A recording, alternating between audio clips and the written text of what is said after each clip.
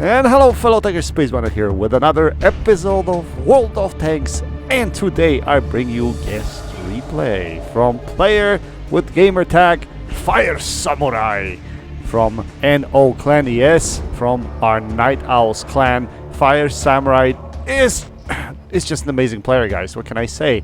And today what we're gonna do is show off probably one of the highest damage games I've ever seen on console. So, congratulations to Fire Samurai for such a spectacular game. And just when I say that, he misses his first shot on the CS59. But do not despair. That might be one of the only shots he actually misses in this game. So, we are on map El Haluf, and hello, Wheezy111 1GFT. See you in the garage. You just got fired. And yeah, unfortunately, you're going to have to go back in the garage and play another tank. Guys, if you got to tier 10 playing on this map the way that guy did, I don't know how you got to that point, not knowing that you cannot overexpose yourself like that on top of the hills. You just can't. Because if you get spotted, you're going to get shafted with big guns from across the map. So that was his mistake, to be honest, for exposing so much. And Fire is going to take advantage of some of these shots, but in some cases, he's actually going to put up really good shots like this one here. Light tank, boom! You just got fired. Well, that was the EBR. Equivalent of a light tank anyway, which showed just a tiny bit of his turret, and Fire threaded that shot through, taking him out of the game. One of the more dangerous tanks out of the game, to be honest. So who's our next customer? Looks like this Löwe. Unfortunately, Fire rushes the shot a little bit, but he had to because Löwe was disappearing, and instead the shell went into his tracks instead of going straight. So unfortunately, he doesn't get anything out of that. And that Löwe is one lucky guy. Let me tell you that much. And now he's blind firing Fire.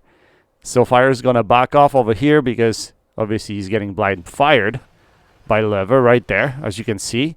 He's going to return the favor. Let's see if we can hit him. Ka-chow!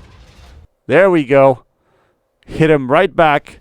Now we're going to hide behind this hill or behind this rock on the right hand side. And he's going to reload. He's going to wait for his reload. So this is quite a conservative playstyle, to be honest, in a Deathstar.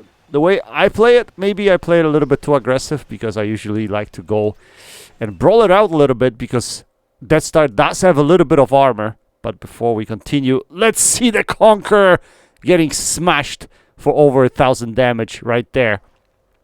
Yeah, I like to play it a little bit closer, but nowadays, to be honest, guys, everything will penetrate the Deathstar. Everyone loads premium shells, and even though this tank has some armor, more often than not, it gets punished.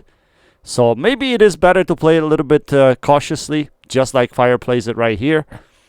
And look how many shots he has in here. They're all around. They're all around. His team is doing a good job spotting, especially across the map right there. And, oh my goodness, Waffle E100 shows up and backs out in the middle of the map, and Fire smacks him for another over 1,000 damage. He is lucky that Fire didn't have the hash round loaded, otherwise it would have been a much worse situation for him. But anyway, Fire's already sitting at 5.6k damage. Take a look at that. It's been halfway through the game. There's a lot of opposition tanks left. He's got shots through into this corridor right here. And this Panzer 7 shows up. Unfortunately, Fire's shot goes a little bit low and hits Panzer 7 in his tracks, not drawing any damage at all. Unfortunate, to say the least. But we have other customers showing up right now, as this AMX M454.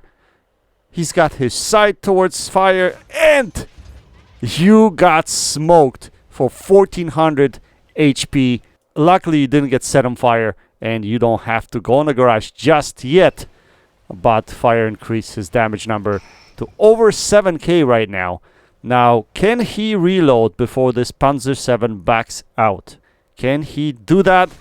Yes, he does. And fire smacks him for another 1200 damage or over 1200 damage, bringing his total to 8.3k already.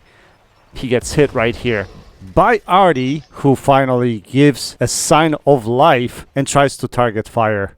But even though fire racked up so much damage, the game is still relatively close. Now, one thing he has to be mindful of, there's still Artie in play, and Artie can have devastating effect, especially if it's going to start focusing him, because anywhere on this map, there's no safe spot from Artie, to be honest. Even if you're close by the rock, even if you're hugging it as well as you can, in many cases, you will be punished unmercifully. So he's going to have to pay attention to that. He's got his hash loaded. He's going to try to put a shell into this 60 TP. Unfortunately, I think he must have hit his gun mantle and he didn't draw any damage on that shot. Quite unfortunate.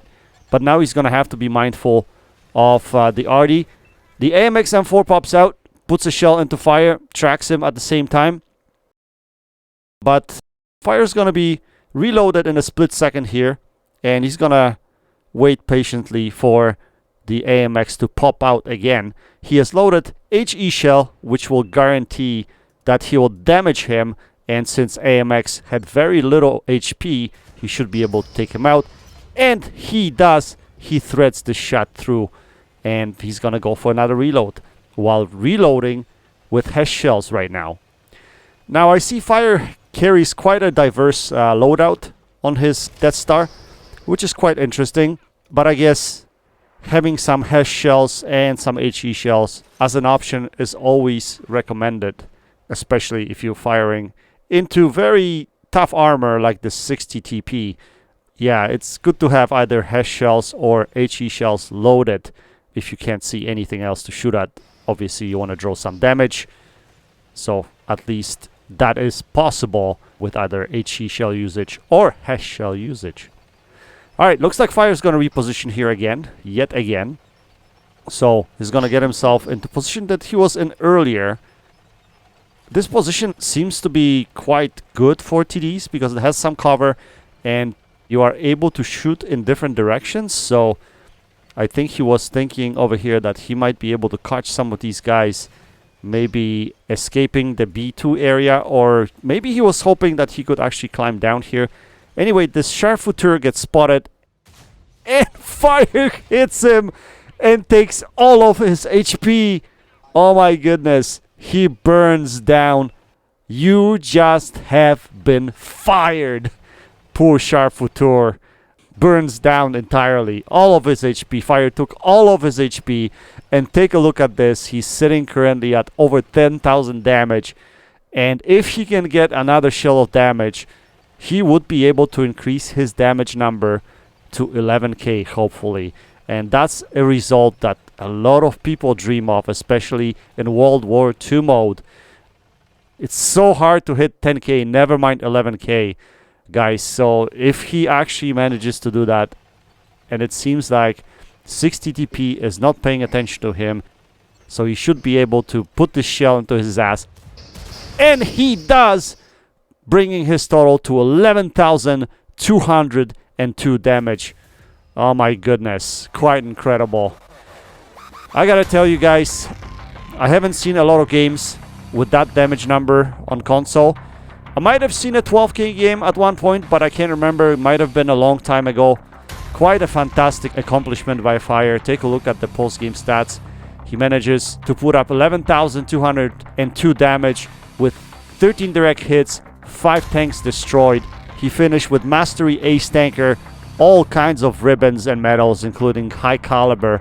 Quite a fantastic game by Fire Samurai. He finished on top of the team with 1784 base XP, 5 kills.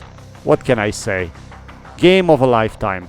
Not often that you'll be able to get games like this in World of Tanks. So congratulations to Fire for getting such a crazy good result, and appreciate you sending this replay to me. And I enjoyed commentating it for you guys. Anyway guys, I hope you enjoyed this video. That's it for now. Until next time, happy tanking Space Bandit, chicken out.